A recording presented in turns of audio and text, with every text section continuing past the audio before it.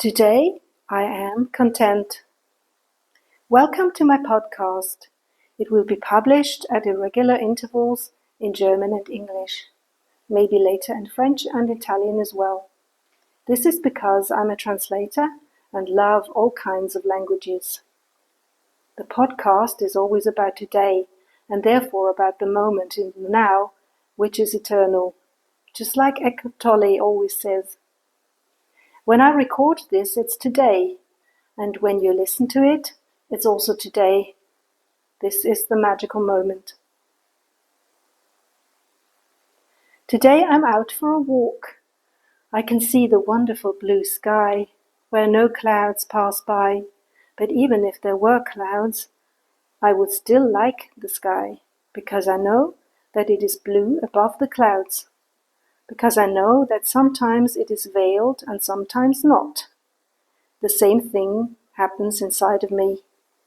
Sometimes I'm clear, other times I am veiled. But it is always me, no matter what clouds are passing through my mind. I remain unaffected. I also see the leafless trees and bushes. It's winter now, so it's normal to see the barrenness of nature. But I know that it's only like this for a while. The next spring will come, and with it the green leaves and the colorful flowers. I'm content because I can see and feel everything, even if it is hidden from view at the moment. Nevertheless, it's all there. Things pass me by over time, and nothing remains as it is. Except for me.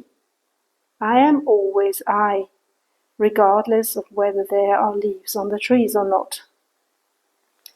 If there are no leaves on the branches, I can see the sparrows, pigeons and crows better.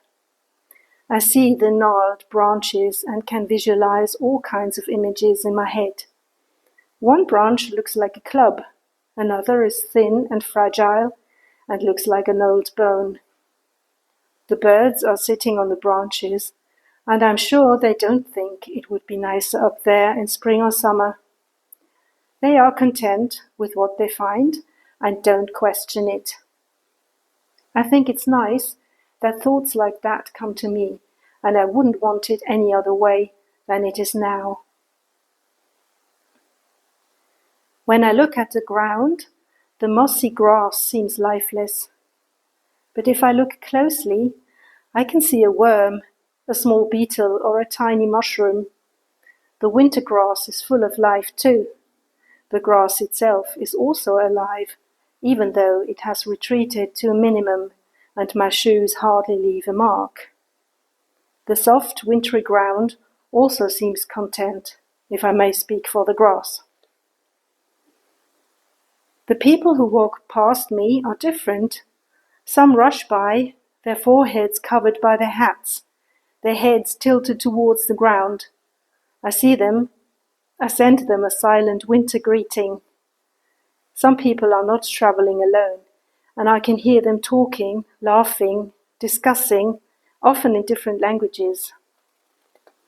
It's nice to have someone by your side who you can talk to, who smiles at you or holds your hand. But it's also nice to be traveling alone and to observe, smell and hear everything. I am completely focused, completely with myself, secure in myself, while I take in the sky, the trees, the grass and the people. A moped passes by. Everything out there is filtered through my senses. I am enriched by every sight, every smell, every feeling, every sound, and every thought. All that happens inside of me, and I am able to perceive so much. This makes me incredibly rich and content. A cat sits a few meters in front of me. I pause to see if there is an opportunity for a cuddle. The cat looks at me and then comes towards me with its tail raised. She lets herself be cuddled and snuggles up to my legs. We are both lucky enough to feel this contentment. She gives herself to my hand freely and of her own free will, and I am generous with my caresses. The wonderfully soft fur is a delight for my hand. I am always lucky with cats. Most of them come running to me and let me touch them. I wish they would realize how much I like them. I suddenly remember the big spiders that I'm always disgusted by. I feel sorry for the spiders because they have chosen or been given this life form. What a difference to a cat. Of course, I realize that this thought is a judgment.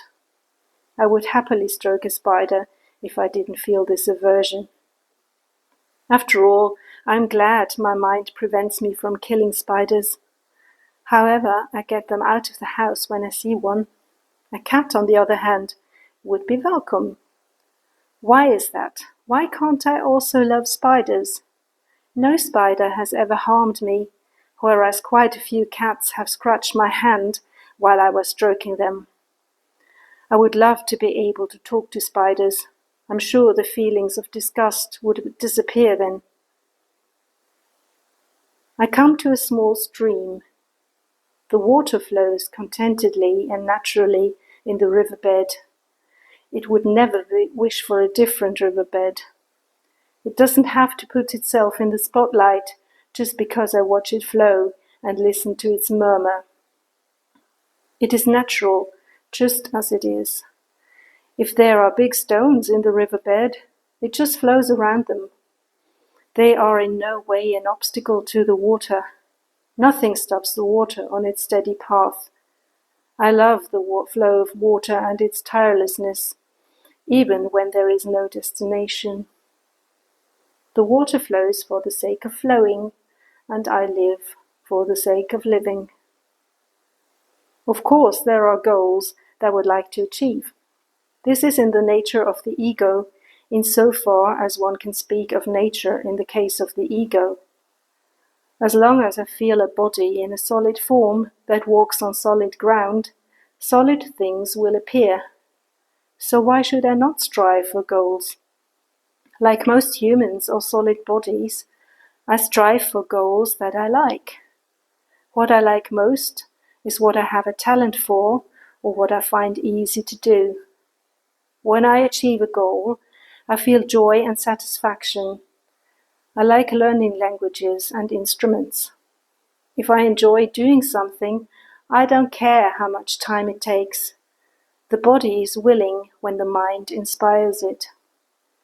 But I can also be satisfied and content without achieving a goal.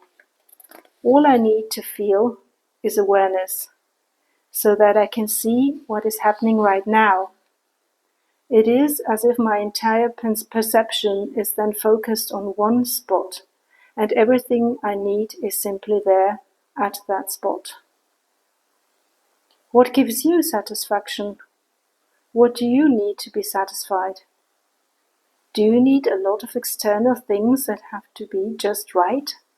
Or can you also be content when you look at things in your life in the now, like I did on the walk? Ask yourself that. I wish you a wonderful day with everything you encounter.